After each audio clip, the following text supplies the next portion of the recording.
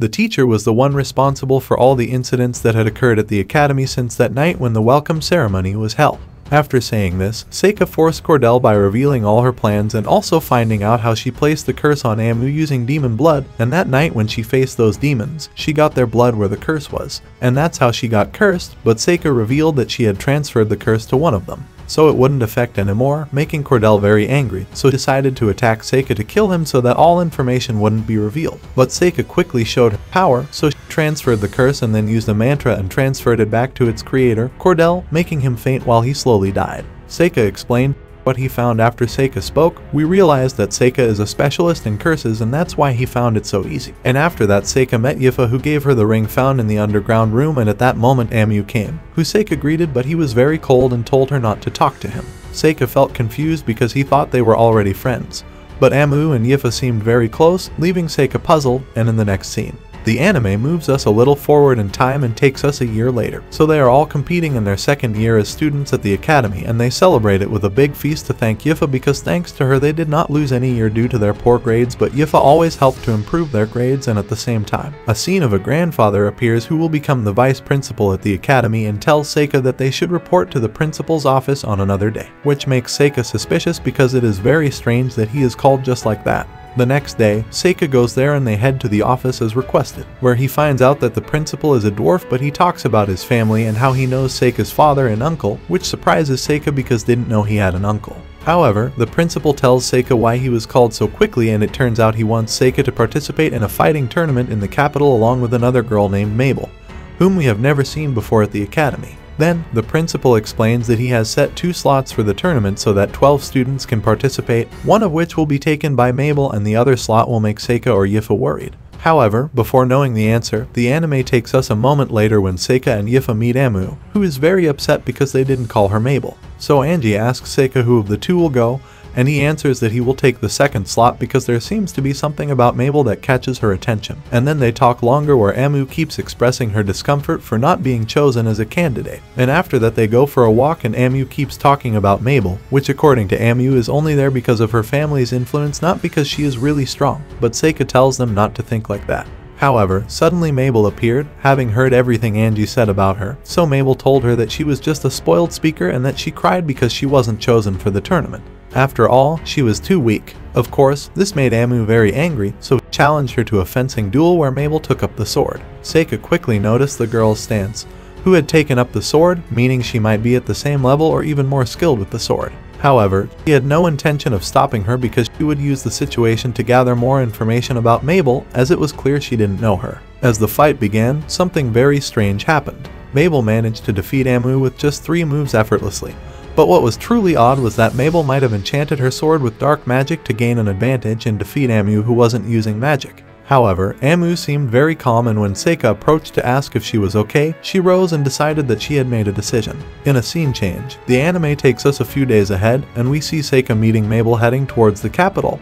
But to their surprise, the train is also going there. The reason is simple: Yifa is Seika's maid and has to accompany her to carry out all her duties. As for Amu, she ran away from the academy because she wanted to see the championship fight.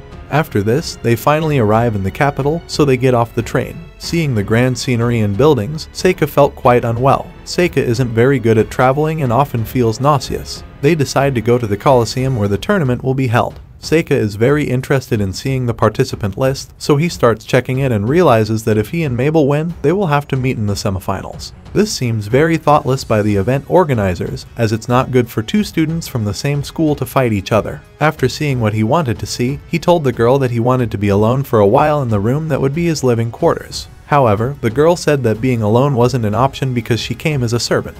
But Angie said she had to understand that Seika wanted some alone time. So, she suggested they go for a walk together and learn more about the capital. When the girl left, Seika began his plan to investigate why the academy decided to send her to the tournament and, of course, use his Shikigami. Finally, the big event started. At the event, all participants were explained the tournament rules, and one of them was that each participant would be given an amulet that functioned as a damage absorber so that participants could exit the competition without injury. However, according to Seika, there was something wrong with the amulet, but he didn't have much time to think because he was one of the first participants to face a mercenary named Dennis, who was a strong swordsman within his mercenary clan. While Seika and Dennis exchanged typical words and threats of opponents, the host gave a signal, and Dennis with lightning-fast movement managed to pierce Seika with his sword in microseconds. Seika teleported and appeared behind Dennis, and with one incantation, he threw him as if he were a bullet, so Dennis hit the wall, as his protective collar automatically broke, causing Dennis to drop out of the fight, and as a result, Seika was announced as the winner of the first encounter in the tournament. As Seika headed to his seat in the stadium, Yuki appeared and warned him not to be too conspicuous with his powers and not to be careless. In this way, the second tournament fight began, where Seika was a student wizard of a wizard named Ford, and on the other side was Kyle, a guard from the Rubrock Guild. At the same time, Kyle was a boy mixed between a wizard and a swordsman. However, when the tournament hornblower gave the signal to start, something very strange happened. So, Seika decided to investigate immediately, as it seemed Kyle had used a spell that had paralyzed Belen. Kyle then approached the victim slowly and appeared very cruel as he stabbed, taking her life. While some celebrated, others were worried about the scene. Seika continued the investigation, because thanks to Paper Sentinel, he had managed to find out that Kylie was using a visual curse. Furthermore, Kylie was an experienced killer, so he had to be careful if he had to face Kylie in battle. After that, the second round of the tournament began, where Seika would face a giant golem called the Binary Puppeteer. However, it turned out that this golem was the creation of the woman he was supposed to face, but the woman informed Seika that the golem was coated with anti-magic spells, so Seika wouldn't have a chance to defeat it. Without many words, the tournament organizers signaled to start the fight. Seika summoned one of her creatures to destroy the golem with its claws, making the woman vulnerable to attack. However, Seika only approached her and told her that had better surrender before the situation got worse. The woman was very scared and had no choice but to obey Seika and surrender. There's one more thing, which is that Seika had used an invocation even though she knew it was against the rules, because if they found her doing the invocation, she would be disqualified. That's why she had to do it very quickly so that everyone believed it was a gust of wind. Without further explanation, Seika met a girl who was quite worried about her safety. While they spoke briefly, the host announced the start of the second fight, where the opponents were Mabel against a powerful earth wizard named Outlaw. After the introduction, the signal to start the battle was given. Thus, Outlaw began hurling rocks towards Mabel, but it was completely ineffective as he effortlessly dodged them all. He started casting high-level healing spells that required time to prepare, a fact already known to Mabel, so he began throwing daggers to disrupt her concentration. However, Mabel's daggers were quite potent because he enhanced them with gravity magic, making the knives very heavy when thrown, successfully damaging the shields Outlaw had conjured to buy herself some time.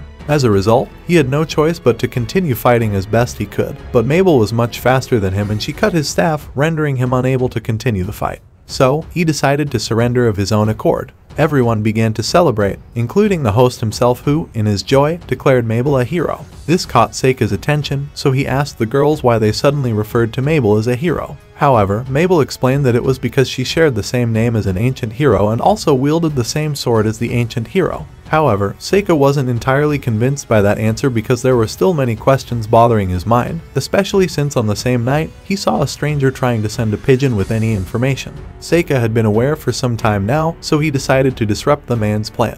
Then Seika asked if the man was an infiltrated courier working for demons, but the man pretended not to know anything and attempted to leave the place. However, when he was right behind Seika, he seized the opportunity to attack from behind. But of course, Seika already knew that it would happen, so effortlessly he caught the man. Seika began interrogation, asking who he worked for, among other things. However, the man refused to speak, forcing Seika to take drastic action. So he summoned one of the Chikwis to call forth a creature named Satori who could read minds and reveal exactly what his victims were thinking. With the help of Satori, Seika asked again who sent him, and Satori answered that he was sent by Varan Volvo, who was commanded by the sea, inhabited by two very powerful demons who were planning something to threaten the integrity of Mabel, the hero. So to dispel his doubts, Seika asked Tori why they called Mabel a hero, and it was all because she was born on the same day as mentioned in a prophecy, as well as all her physical features, her powers, and various rumors that matched the prophecy of the resurrection of the hero. So Seika dispelled all doubts and ended the interrogation,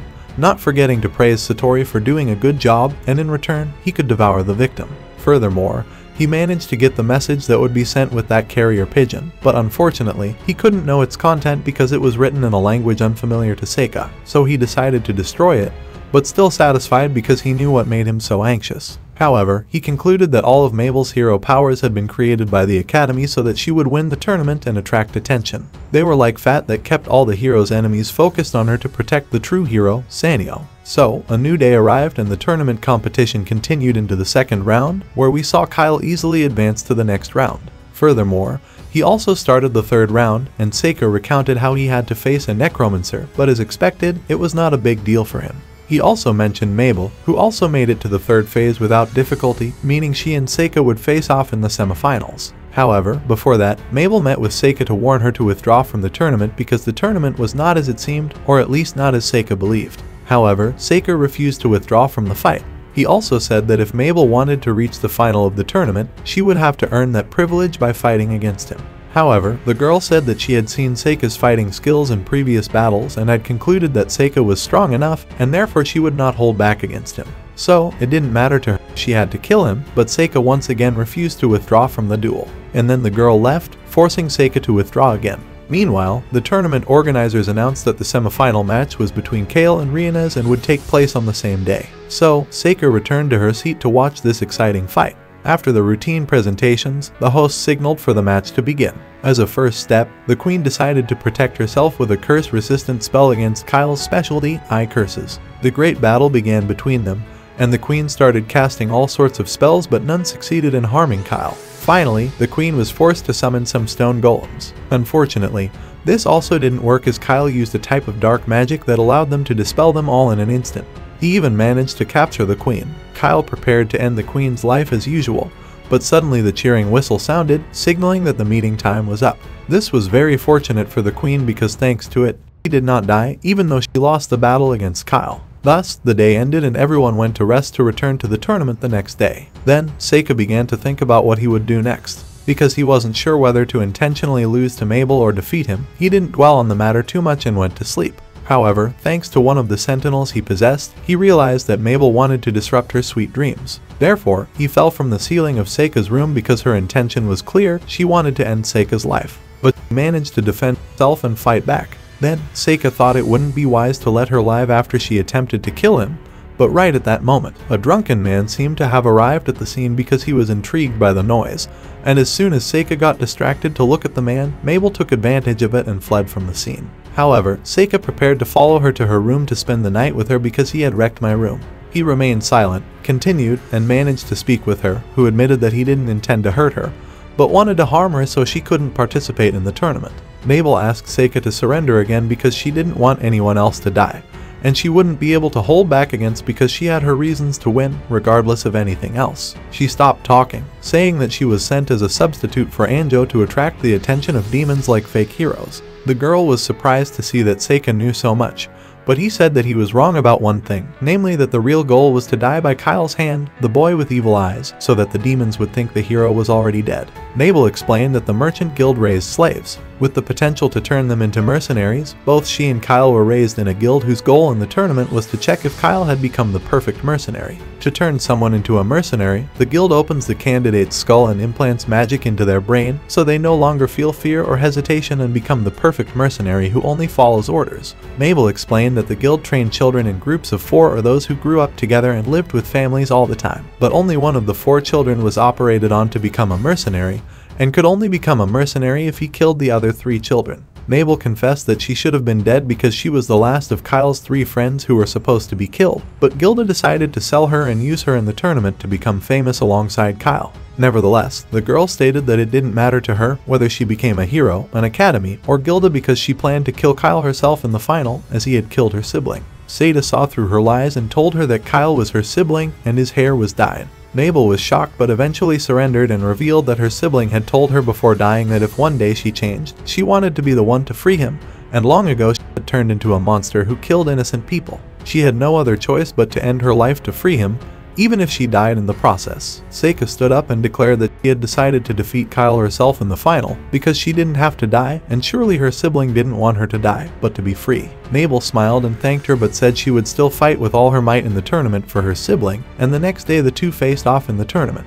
Ismail fought with his original weapon, an axe much larger than Seika's sword. He dodged every powerful attack from Mabel, and in a short time, they managed to disable her with chains made of very durable and heavy materials. Seika then lifted Mabel's axe against herself, and this was enough to convince the tournament judges to give her the victory, so Seika opened the way to the final tournament where she faced Mabel's sister, Seika. He created a large smoke curtain that blocked the audience from seeing what was happening, trying to make it make sense to them. But he just kept repeating that he had to kill his sister, so Seika used one of the Chikwis to summon a minotaur named Uchinoni. Kylie tried to confront the minotaur, but she was knocked down with one punch. Seika explained that they were on very different levels, and at that moment the minotaur even restrained itself when approaching Kyle. Seika saw the curse beginning to affect her, so he created a barricade to protect herself. However, the damage to Kyle's body had already occurred, so he began to die slowly. He desperately tried to do something to save her, but Kylie stopped him, and with last moment of life, he conveyed a message to Mabel. Kyle died, which made Seika very angry, stating that nothing could defeat her in terms of curses. Several girls began to surround her because Seika was determined to revive Kyle, but Yuki stopped them because it would be too conspicuous if he did, and had to remember the reason she had to be reborn.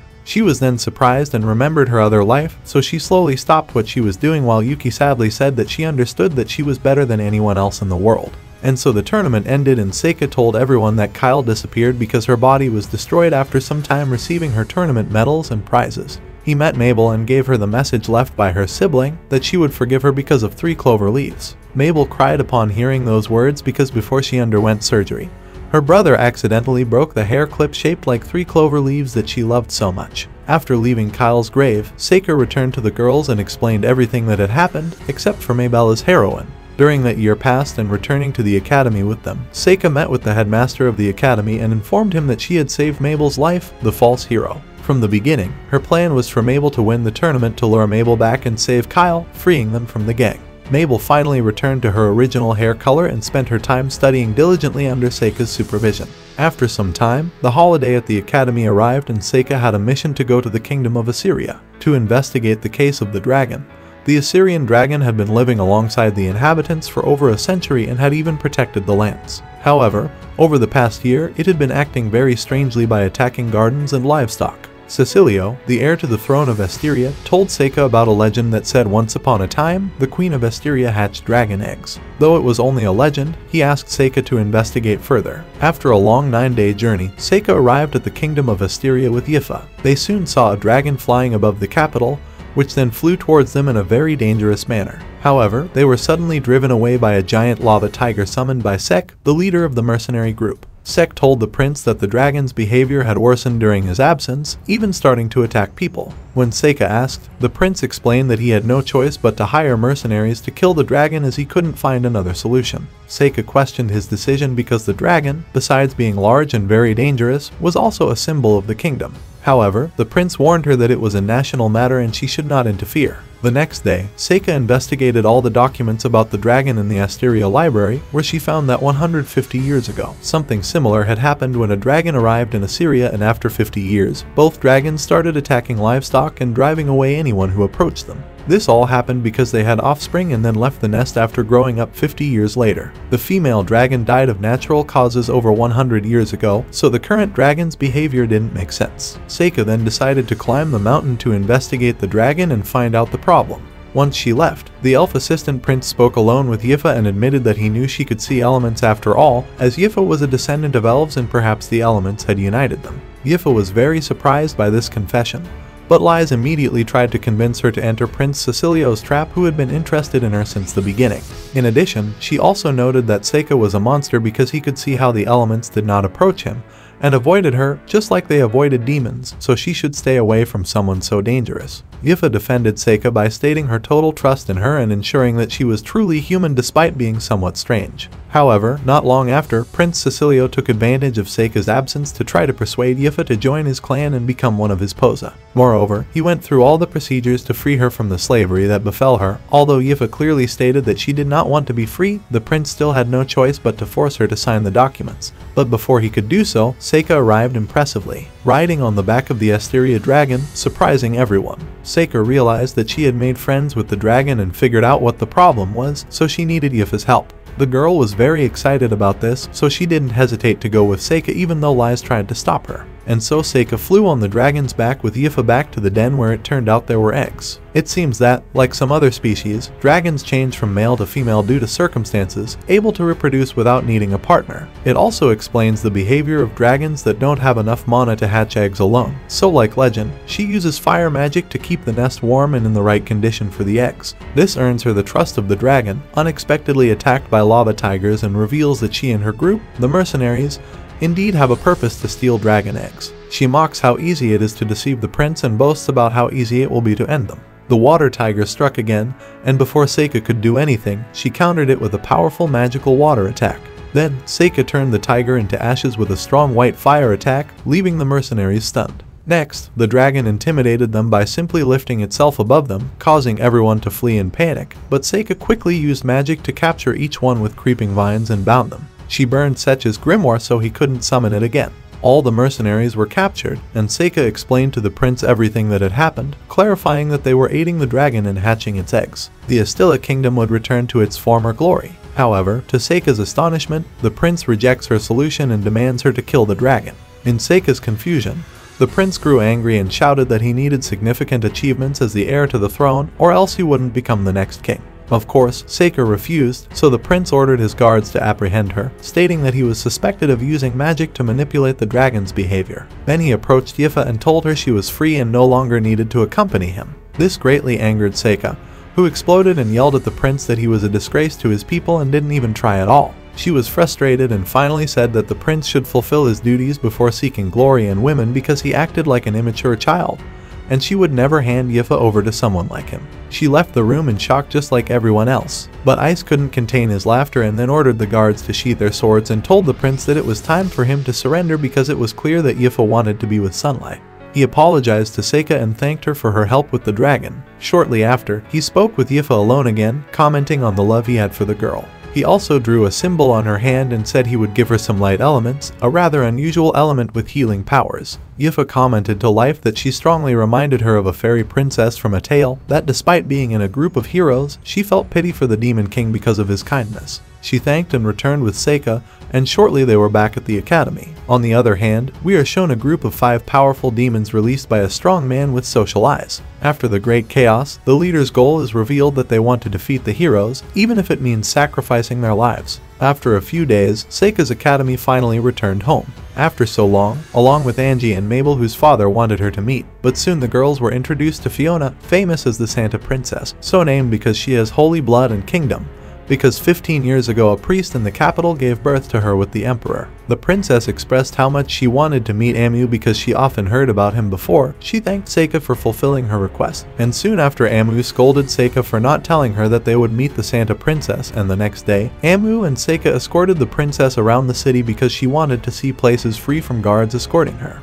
The princess enjoyed seeing the market and its surroundings but soon realized that she attracted a lot of attention, so they walked away from the crowd and found a large building under construction. The princess was excited and approached it, bringing Seika with her. But unfortunately, the wire supporting a heavy wooden board above them broke, dropping heavy construction materials on them. Glee reacted by creating a wind spear that broke the wooden boards, while Amu made a golem that protected them from the rubble as everyone gathered. Amu asked Seika why she didn't do anything, but she only said that she knew they would protect her. On the other hand, the princess looked at him with disappointment, showing a little dissatisfaction or confusion. She thanked Angie and Glee without saying more. After attracting so much attention, the 4 of them had no choice but to withdraw. Turing decided to buy hair accessories as a gift for the princess, which significantly improved her mood. In the evening, Seika spoke alone with Glit, who said that the princess didn't choose her as a holy knight because of her talent, but because she truly had a hidden agenda. Glit recounted that the princess had once been forbidden to leave her home, but she managed to free herself. She began to gain fame as the holy princess and is now even considered a candidate for queen.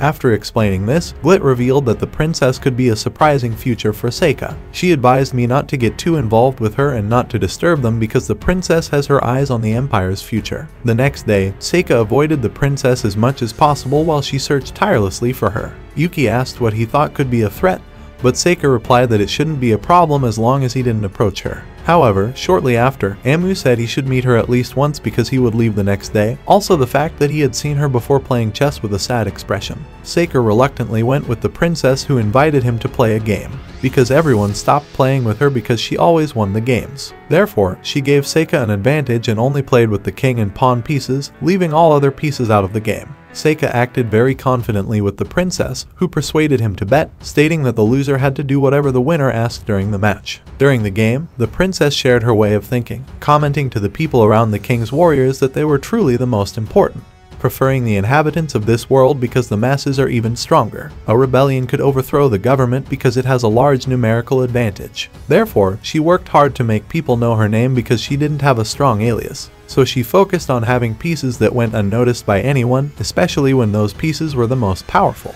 The topic shifted to the princess's strength, and she explained that the future could indeed change. As a result, instead of continuing to live in bondage, she would choose to live in the moment honestly. Princess stated that there was someone who wanted to be saved, but admitted that revealing too much could alter the future and it couldn't be controlled.